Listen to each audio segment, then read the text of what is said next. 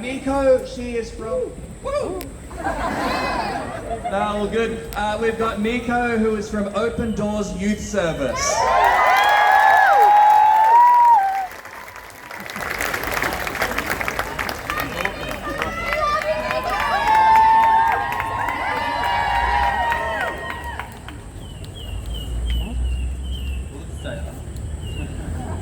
Usually I scream, but today I just want to speak directly to my community. I want to start by also acknowledging the stolen land of the Yagara and Turrbal people here in Magan-djin. I want to pay my respects to elders past, present and emerging, and to all Aboriginal and Torres Strait Islander people here today. Sovereignty was never ceded, and this always was and always will be Aboriginal land.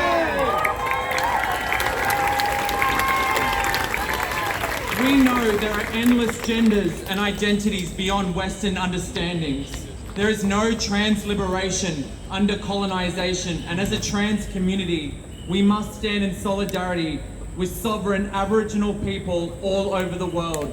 We must stand against the genocide in Palestine.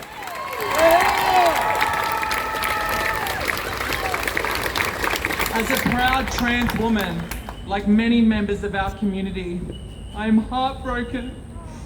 We love you, Necho! We love your heart! I am heartbroken that trans and gender diverse young people no longer have access to life-saving, gender-affirming healthcare.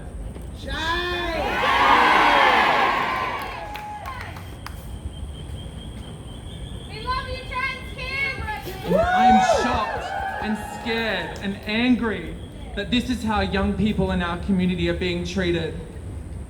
In these hard times, I think of the words of people like Mariam Kaba, who remind us that to truly understand something, we must study how it was formed and how it came together.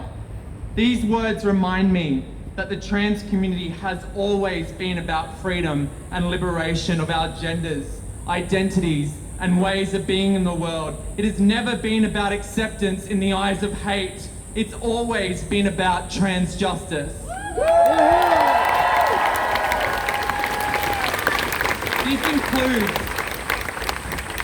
This includes justice for the 491 young people on the wait list to the gender service who are no longer able to access the healthcare they both need and deserve. These young people are already 15 times more likely to suicide than their cisgender counterparts. And 80% of them have self-harmed.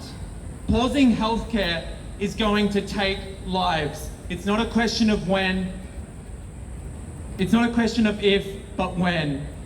I'm asking each and every one of you here today to join me in standing firmly against the Queensland Government's decision to pause life-saving care.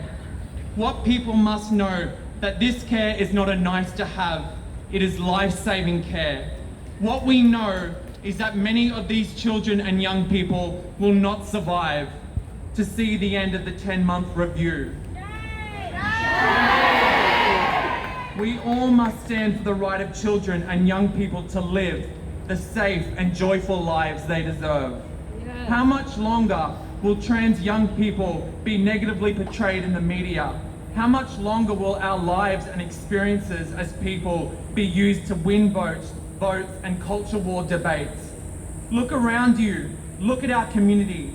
Even in the face of hardship, we come together as a strong and brilliant community. Look at our faces and hear our voices, and always remember, we deserve to live free and authentic lives. We will never stop fighting for trans and gender diverse young people. I am proud to stand in front of you today, a member of Queensland's only queer and trans dedicated youth service, Open Doors. We stand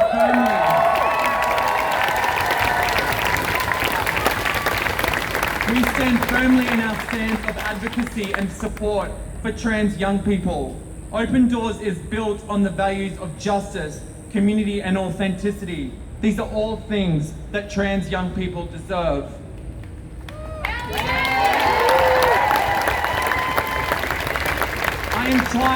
I I'm tired that for over 8 years now, I've been coming to trans rallies and we are still here fighting for our humanity and for the basic right to healthcare. No longer do I want to be driving young people home because they are suicidal, or having to support young members of our community into suicide prevention programs because of the discrimination they face. No longer do I want to hear a trans young person tell me that she is too scared to down at lunch, so she has to keep walking to feel safe. And I especially don't want to hear a young trans woman tell me that she didn't think we get old. She thought all trans women were murdered or we took our own lives. Is this what children and young people in this state deserve? No! This is not justice, safety, or accountability for our community. Our children deserve a future. Our children deserve a future. Our young people deserve to live.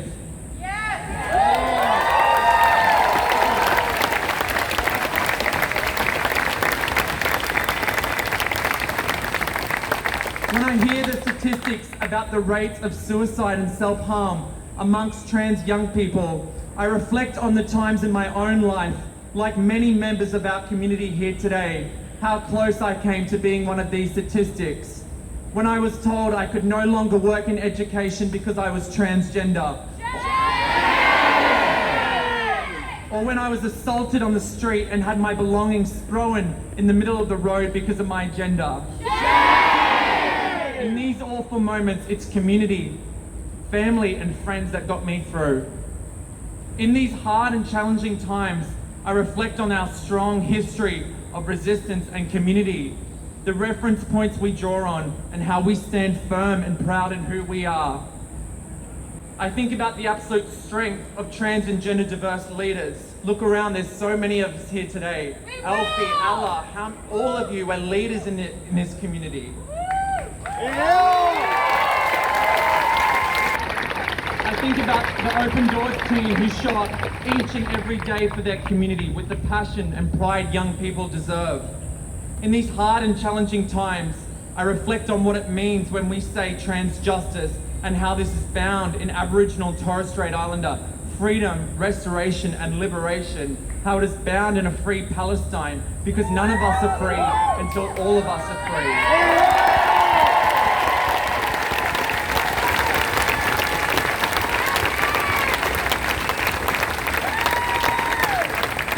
I say, when you come for one of us, you come for all of us. And as trans and gender diverse people, we are all in. That is right here is exactly what I mean. We show up, we refuse to be silent, because every single trans and gender diverse life is worth fighting like hell for.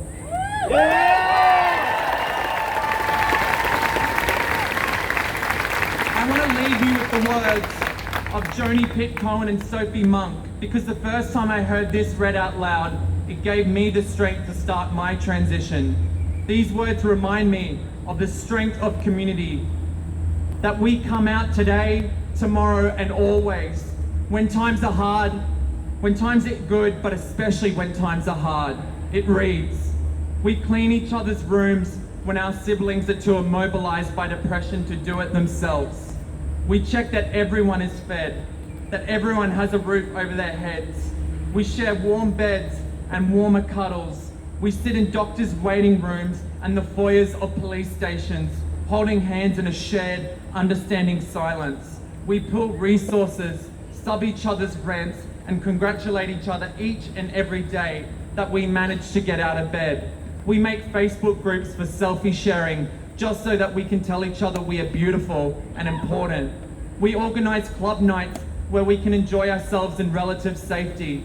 We accompany each other to the public toilets when there is no degendered option available. We sit in the warm darkness that collects in the back of pubs. We comfort, we care, we fight off our street harassers. At home, we build a wall around our sanctuaries. And on the streets, we chip away at the walls that divide us, shattering the windows of the monuments to our misery, displaying graffiti on the walls of detention centers.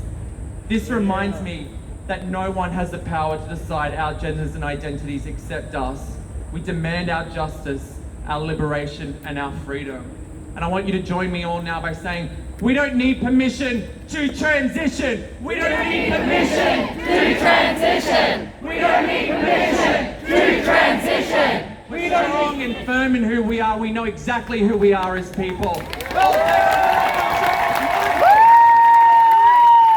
rights!